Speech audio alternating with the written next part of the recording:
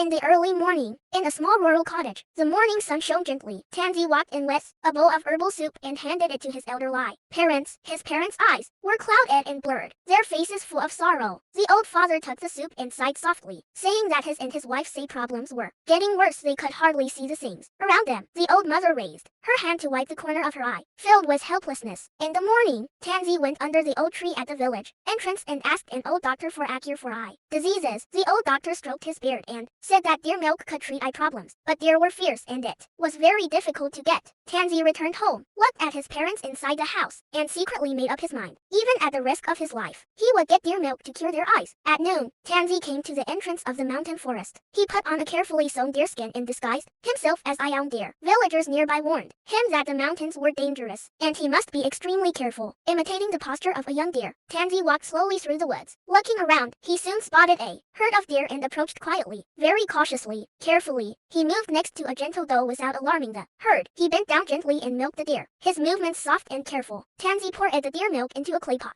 held it safely in his arms, and hurried toward the forest exit, eager to bring the milk back to his parents as soon as possible. Back home, he immediately fed the deer milk to his parents. As they sipped it, their eyes gradually brightened, and a relieved smile appeared on their faces. When the villagers heard how Tansy risked his life to get deer milk for his parents, they all came to visit, bowed to him, and praised him as a truly filial child. Tansy stayed by his parents' side, taking good care of them wholeheartedly. This is a story of Lu Rufinkin offering deer milk to one's parents. It tells how Asen risked his life to obtain deer milk out of filial piety for his parents. It now stands as a metaphor for devoted filial piety and carries forward the traditional Chinese virtue of respecting and caring for one's parents.